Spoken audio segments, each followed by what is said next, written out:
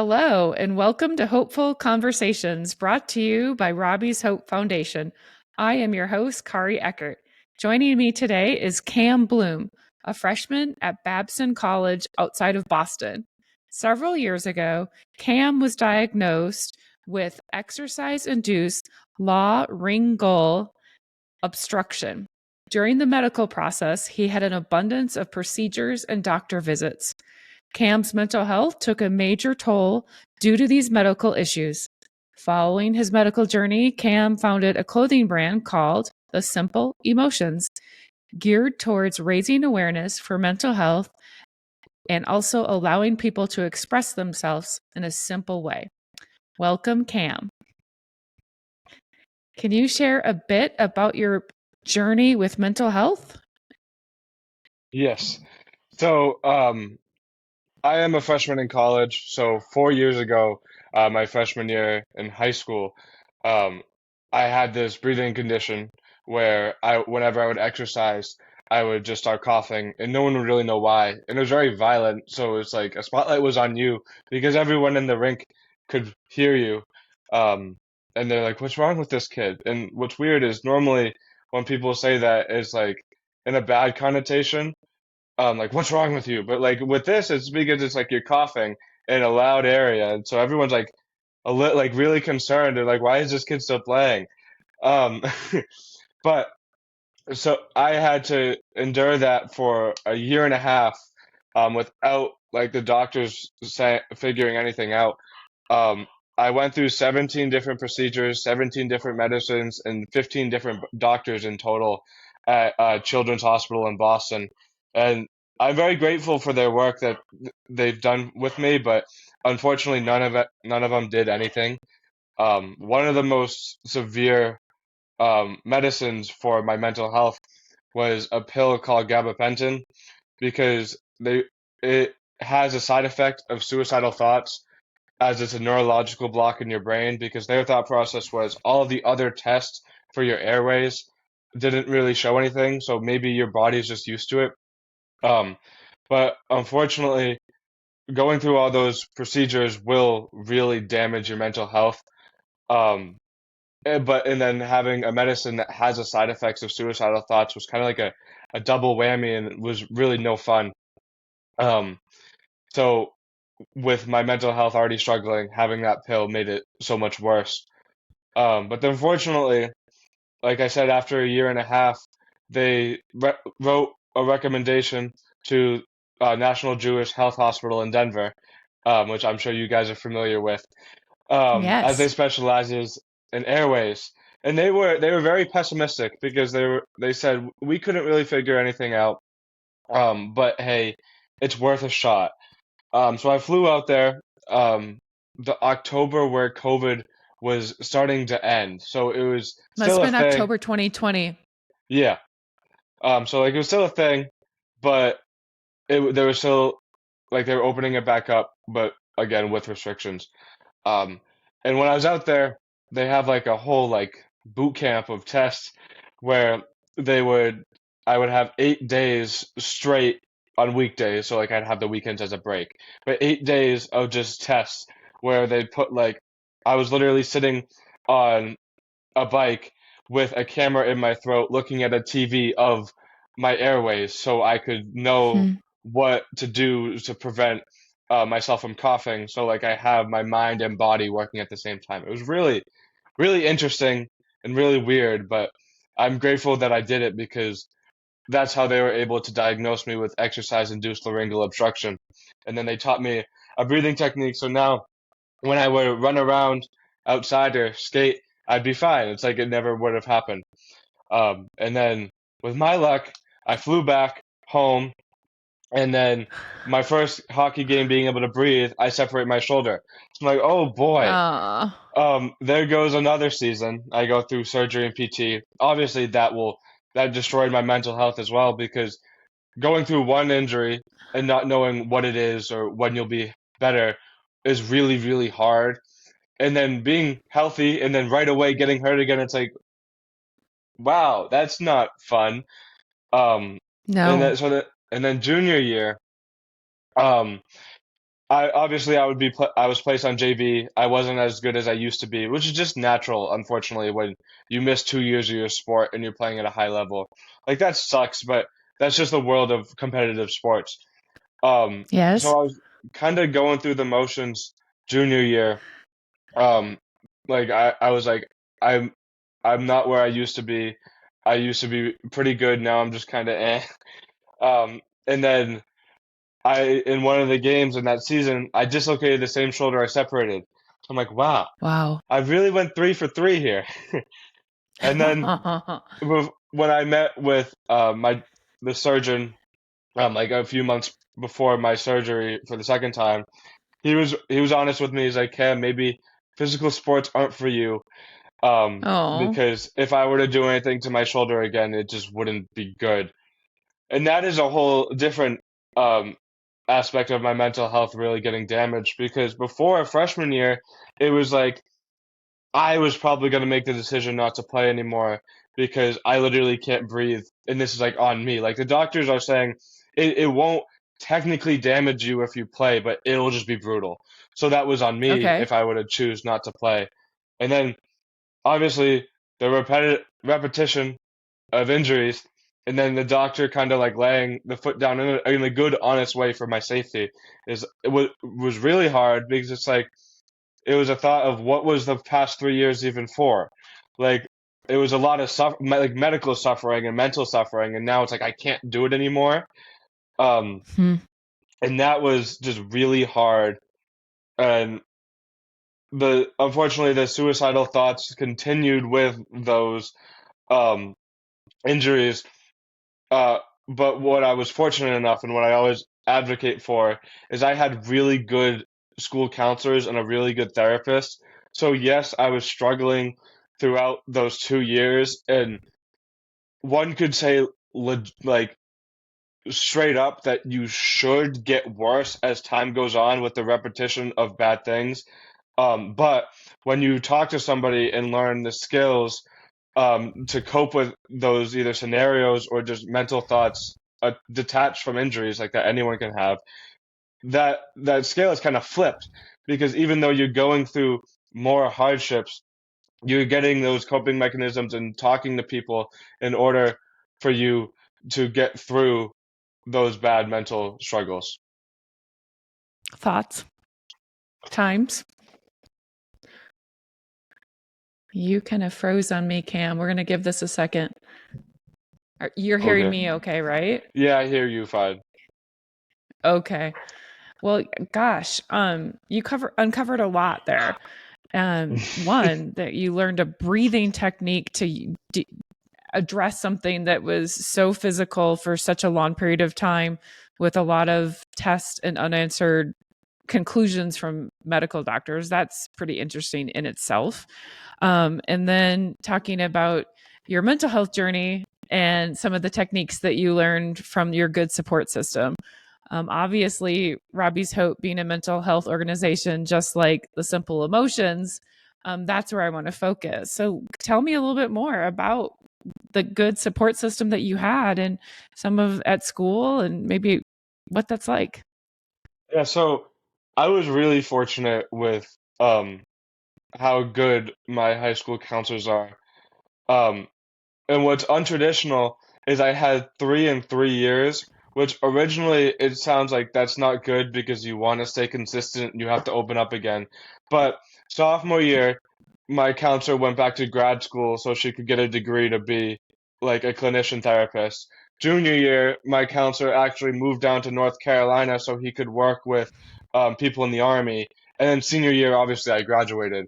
So like these people, they were really skilled in what they were doing, and they were all striving for better things, which I'm fortunate enough that I could catch them before they went on. Um, and then the support system of just friends in general and family definitely too, that just talking openly, um, I found really helps me. Like obviously when you talk about suicidal thoughts and extreme depression and anxiety, it is a chunky topic that can't really be willy-nilly because it is very important and very serious. But for me, whenever I would have like feel those thoughts, just start to rise, where they wouldn't reach like an extreme level, but I would feel them coming. I would just say something to anyone like, "Oh, I feel this way," and just even if they weren't like they care and they would pay attention, but even if they weren't like giving me exact advice to help me, for me saying it out loud and realizing what you're saying really helps me like kind of snap back into reality. Even though that's not a great way to phrase it. I don't know better words to say it right now. But for like my anxiety, um, I call it my stupid little silly thoughts because whenever I think something anxious, it sounds absurd to me, but for some reason I'll believe it. It's like a weird phenomenon. But then like if Right. I'm at school or if I'm with my girlfriend or with my family, I'll just say it. Like, "Oh, I feel like I'm not doing good enough in school, but I have all A's." It's like, Cam, what you got all A minuses. What are you gonna do? Get all A's? Like, yes, you can do that, but you're still doing great.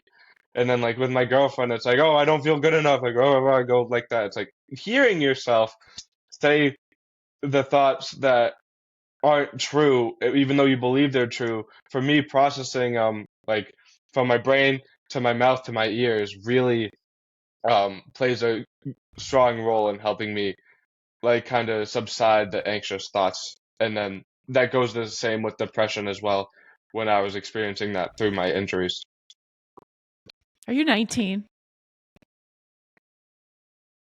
Cam, are you 19? I'm 18. You're 18. You speak very eloquently and very wise. And I have to tell you, I try to be very trauma sensitive.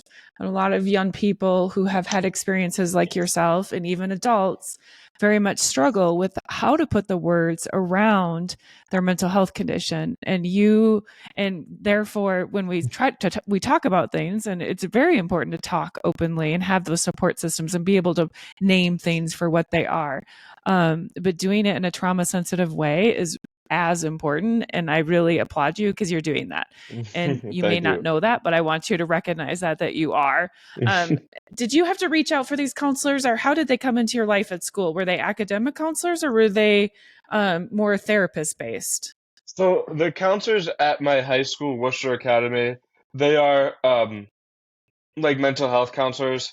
I am Okay. fortunate where I I went to a prep school over a public school, so I know I can't speak to the stigma of public school counselors, even though I know that Right. I'm sure that they'll want to be there for you, but I can't speak to that. But the for me, they were open to email by appointment. You could just walk in. So when I was going through my breathing in my freshman year, my mom was really pushing for it, and she was like, "Cam, you could go see someone." And of course, being a stubborn teenager and obviously falling into the stigma of men's mental health as well, I was really pushing back. I'm like, "No, I don't need that. That's dumb. It's not gonna do anything. Like, I don't need that configured on my own." All that traditional stigma on men's mental health, and I'm sure that was coming from like a side of weakness too, because like, "Oh, I don't need to talk to someone." Um, but as all things go with teenagers and their mom, my mom won, and I ended up going in there. First few sessions were kind of bad on my end because I was just kind of sitting there keeping things baseline, like not opening up. Um, but as time went on, I realized like, hey, I'm wasting her time, I'm wasting my time. I might as well just talk. Um, so then I finally opened Huh. up after a few sessions, and then I started to love it. And what was great about my first school counselor was it became to a point where I would just make an appointment with her. I wouldn't necessarily be struggling, but that was also around like the Black Lives Matter movement and a lot of social changes, which I wouldn't understand 100%. So I would also use her as a resource to talk about like the social changes in the world and get a better grasp on how to view things and formulate an opinion in a neutral way, like with making everyone happy. Um, and I never would have done that before if I never stepped foot in there. And then Wow. it just kind of trickled over to my junior year and senior year as well, where I would just make weekly appointments as kind of just like check-ins because as time went on for me, I was getting stronger. But I do think that just checking in with someone and just knowing that they're there really played a strong role. And then on the therapy side, like the outpatient therapist, um, I I was able to go see him because I opened up to my school counselor about how I was feeling about my suicidal thoughts. And obviously, school counselors are confidential until it reaches a point like Right. um, when it endangers yourself or others. And obviously, suicide is endangering yourself. Um, so then she had to call home and she recommended my outpatient therapist. And I've been seeing him for almost 3 years now, which is just another person I talk to, and that's more like professional than my school counselors, but it's still um, really important to me, and I believe it's really important to others. And it's amazing now that I was so stubborn to do it, and I was like, "Oh, that therapy, that's dumb." And then now it's like I love it, and I think that even if you're not like you don't have a diagnosed mental health condition and you don't feel like you're struggling with anything, you should still talk to somebody because it will really play a big role into keeping yourself in a steady mental state. Yeah. What were some of your misconceptions or some of the misunderstandings that you think you had, maybe because you were a 14, 15-year-old male, about going into that therapist office and opening up? Some of the Well, stigmas. yeah, I think the biggest one is weakness because it's like, oh, you should be able to figure this out on your own. Like, it's not that big of a deal. Like, the most common, just be a man. Um, and another weird side of it was, since my parents care about me so much and they were seeing me go through all these medical conditions without anything happening, they were really suffering too. And it was just a big mess because obviously it's my thing. So I'm gonna feel it the most, but they're also loving parents, so they're gonna feel it just as much. And it's a weird phenomenon where I see them struggle, and then it's like, oh, I shouldn't be. Like, Hmm. my thing is making them feel that way, so it's not that like it's really not that big of a deal. Like, it's a weird, twisted thing.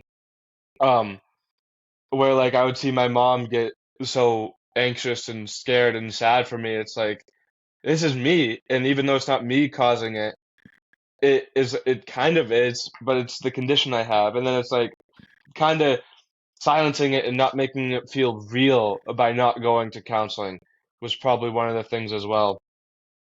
But Hmm. the stigma was men's mental health was definitely the biggest role in it.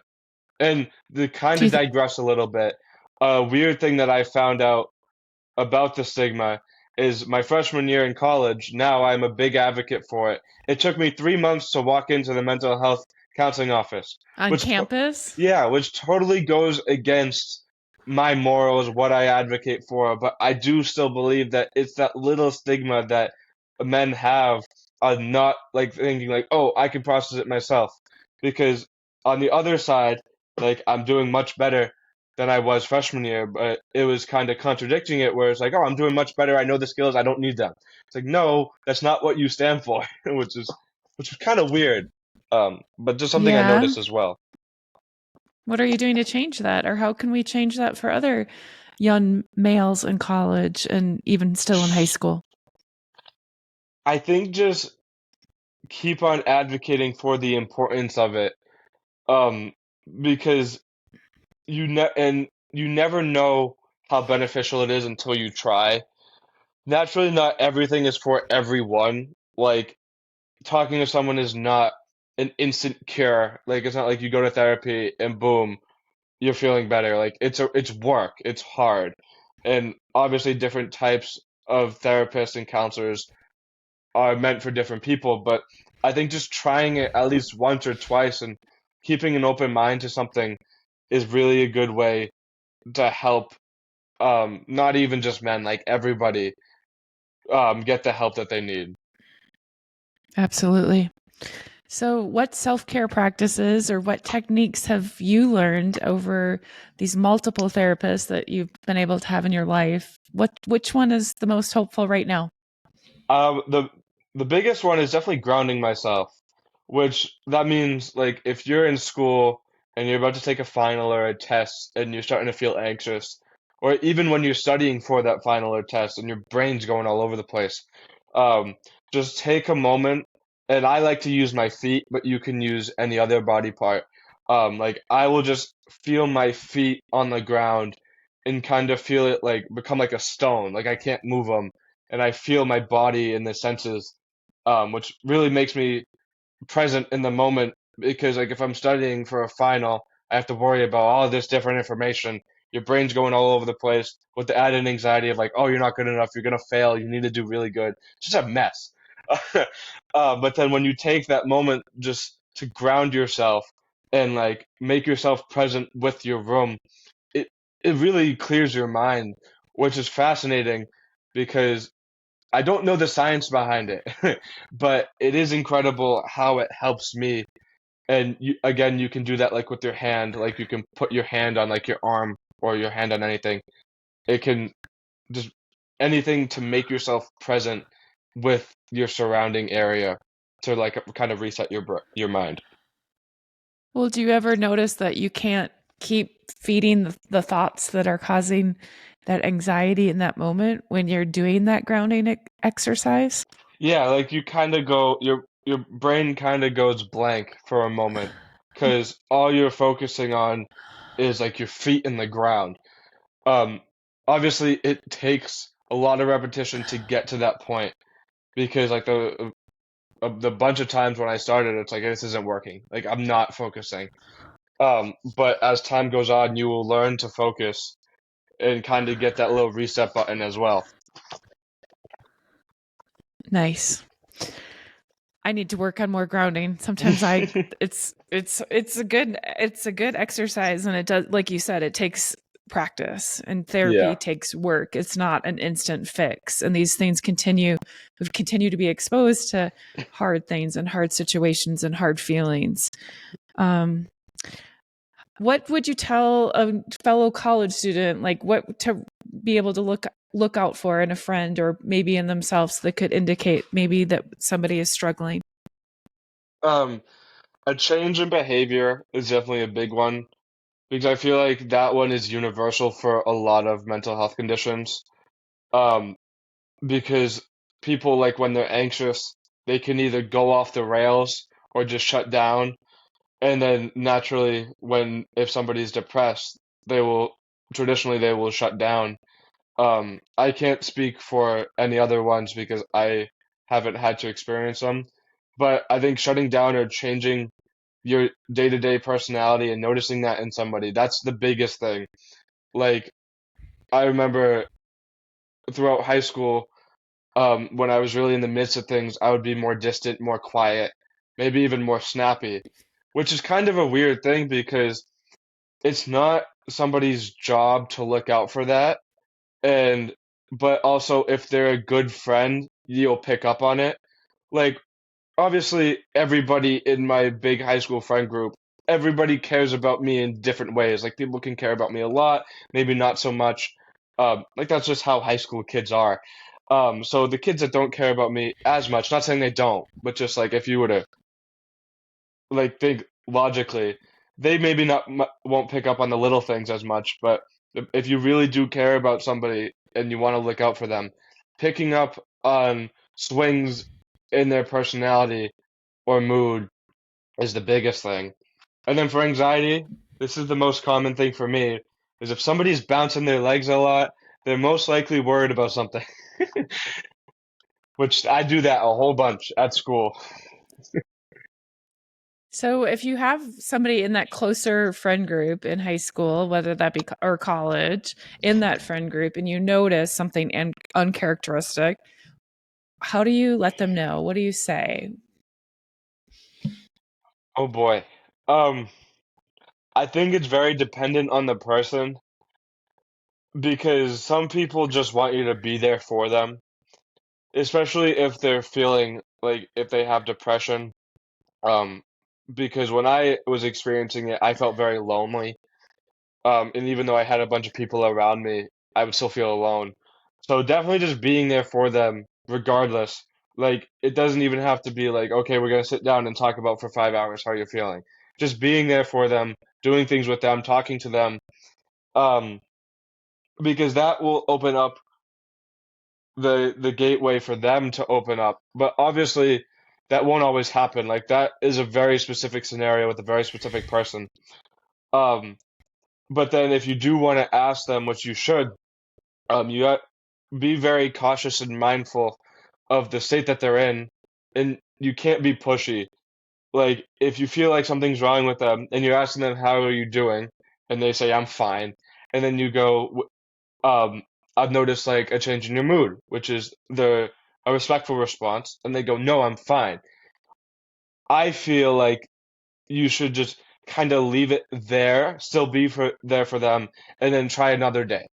Because if you push and push and push, they just become more closed off, which is weird because it kind of goes against what I just said. It's like, dude, you're saying I need to care for them and ask them how they're doing and try to help them, but if you push, they're not gonna want to hear it.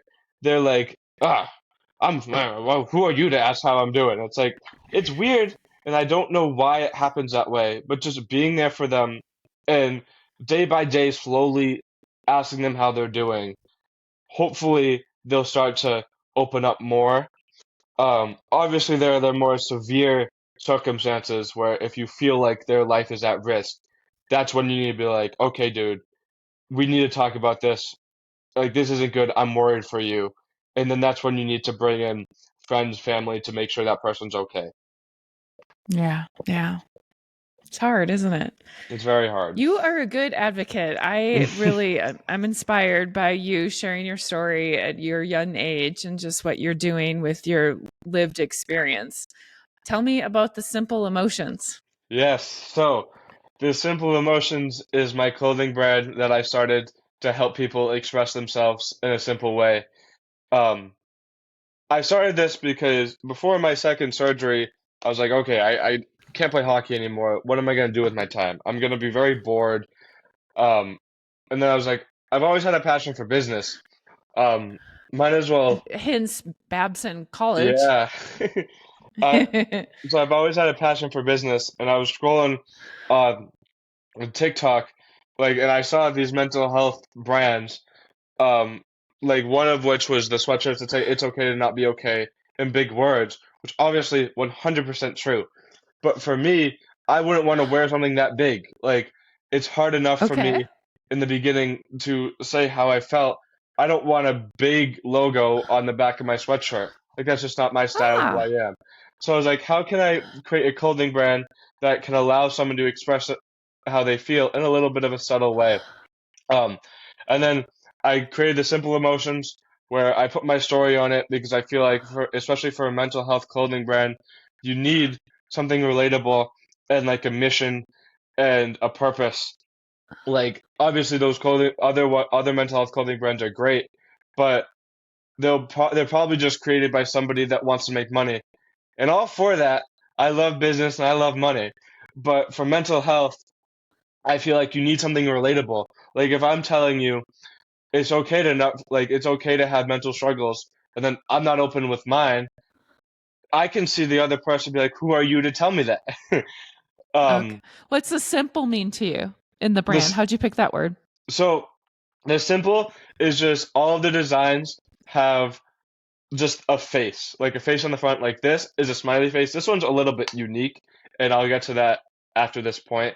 But traditionally, there's a smiley face and it says simply happy on the back. Then if this was a sad face, it would say simply sad, and then a whole bunch of other emotions as well. This one, I don't know, you can probably say that's purple. This is the Madison A Holloran purple Found. smiley face. Yes. Oh, yes. Tell us about Yeah. okay. So this is the Madison Holloran Foundation's shirt. I think if I turn around, you can kind of see the logo as well. Y- Where I partnered with them, where I make their shirts and sweatshirts, and 20% of all of the proceeds will get donated to them. And I that was really big for my brand because I was like, I've been making money, I've been advocating for mental health, but I need to actually do something. And then I partnered with them, and then I think I've raised over $300,000. Not, no, no, no, no, no, no, no, no. 3,000. Sorry. I'm not That that big extra yet. couple zeros. I don't know where that came from. Jeez. 3,000, 3,000 for them. Which is wonderful. Yes. $3,000 is you should be very proud of that. And the Yes. Madison O'Halloran Foundation is an organization for mental health for athletes. I'm doing a little bit from memory. Madison was a lacrosse player, I believe, at University of No, Pennsylvania. she, No, she, she played soccer in high school, and then she went soccer. to do track at UPenn, and then Okay, unfortunately with the stress of an Ivy League school and sport, um, she died by unfortunately, suicide. yes. And Yeah. what the foundation strives for is suicide awareness, and she was always like a happy person on the outside, and no one knew what was on the inside. So the foundation really advocates for suicide awareness and that people aren't always what they show on the outside. I have to agree with that 100%. Often think that about Robbie. Robbie died in the fall of 2018 prior to COVID. He was a sophomore. He looked like he was thriving. He generally had a smile on his face. He was the kid that other kids liked, they wanted to be around. He had good energy. And I kind of think he was wearing a mask prior to us knowing what wearing a mask hides or covers. Okay, so simple emotions. And you've done some public speaking too. Robbie's Hope is Yes. about awareness, and I want young people to use their voice. And I love the way, Cam, you are using your voice as a young college student. Tell us about some of the presentations that you've been able to make. So the first one that I gave was on a platform called Sharing Your Stories at my high school, where this was anyone can do anything. They could say a cool vacation they went on or something like really personal about them. It was like an open book. So in my senior year, I was like, hey, this is a great platform for me to share my story and also like promote my brand at the same time. Um, and so I got up in front of about like 500, 600 people, including the faculty, and I shared my story with them. And what's really funny is I thought it was a good presentation, but I thought it was great. I thought it was the best thing ever. Looking back on it, I probably could have spoke like more fluidly, but the point of the presentation was absolutely phenomenal. I had kids approach me afterwards, say like that was really impactful. One of the kids, and this was incredible. This was probably still one of my happiest moments after presentation. Um, there was one of the kids approached me when I was going to my next class, and he gave me a hug and actually started crying because he was so impacted by my honesty and openness because he struggled with suicidal thoughts as well. And I believe he was even still struggling with them a little bit at that time. Um, so that made me really happy that I actually knew I impacted somebody. Like just that one person is more than enough. Um, Yes. and then after that, I gave a traditional mental health presentation to my regional middle school. That was definitely interesting because presenting to middle schoolers is a hoot, especially with something that has a huge stigma on it. Like middle schoolers, they don't know what they're saying yet. They're kind of all over the place. But again, But they're just they were like, exposed to so much. yes, They're a ripe audience for this information because yes, they are you teach them growing up young, and yeah. and naturally you could tell some of the audiences wasn't paying attention, but there was still those few kids, and then there was just even one girl, and this really was super impressive. She was, I don't even know, she was an eighth grader. I don't know how old she was, but when I was doing her questions, she asked a question about how to overcome suicidal thoughts. I'm like, wow, you are a young girl, eighth grade. Unfortunately, you probably will get made fun of for making that comment, but Mm. still, getting the courage to ask that in front of your whole grade, I was like, that's incredible. And what I was lucky for was I brought my friend Kellen with me, where he had a really rough go of depression, and he actually attempted suicide, and fortunately it didn't follow through. And what what I'm so lucky that he's still here with us is he's open about how naturally when you get that deep and it doesn't work, you kind of snap back into it. But he was like, when it didn't work, I was like sad. But he is doing much better now, and he was able to answer that question better than I could have because he has a lot of experience, unfortunately, with that side of mental health. But he really nailed that question on the head. And then um, I also spoke at my regional high school, Shepherd Hill, where this was more business, but it obviously still advocating for mental health because I talked to two business classes and I throw my story in everything that I talk about the simple emotions, and I'll always give at least 10 minutes to mental health in itself. Um, and then that was the last speech I've given. But then I've also done events where my story has been told, like at the Worcester Red Sox, which is the AAA affiliate for the Red Sox. I threw the first pitch and they shared my story. Um, the New England Revolution, which is the MLS team in New England, I was honored as hero of the match and they shared my story. And then Awesome. the last little snippet that I'll say about this right now is this is a little bit less about giving a presentation, but I also did something with the Red Sox where Tristan Casas, their first baseman, was holding up one of my shirts. And I really like the one he chose because he chose Simply Brave over like the traditional Simply Happy. Um, and then that picture alone advocates for mental health as it's like an MLB player is showing a brand that advocates for mental health. There's so much. Oh gosh, Cam, I think I could talk to you for a lot longer. Yeah, I I could love go on and listening on. to your no, you're wise, and I happen to love your Boston accent. As I shared with you before we started recording, our daughter went to school at Boston University, and we were actually there when the Red Sox won in 2018. Ooh. It was just a few weeks after Robbie's death. Robbie died on October 11th, and 2018. I think the Red Sox won the World Series October 30th, 2018. But good memories of being in Boston. And Cam, you're young and you have a lot of lived experience. I applaud you for putting your passion and your experience together for the good of others. I wish you and the simple emotions really good luck and keep focusing on that Babson College degree. You're going to do great things and have fun while you're doing it. Keep taking care of yourself. Thanks for being a great guest. Thank you for having me. You're not off the hook yet. We Ooh. end every podcast with the same question. What does the world need to hear right now? Oh boy. Talk to somebody and you're not alone. And I think generally for the world, talking to somebody doesn't have to be go to therapy or go see a counselor. Just talk to anyone. Because when you talk to someone, you'll realize you're not alone.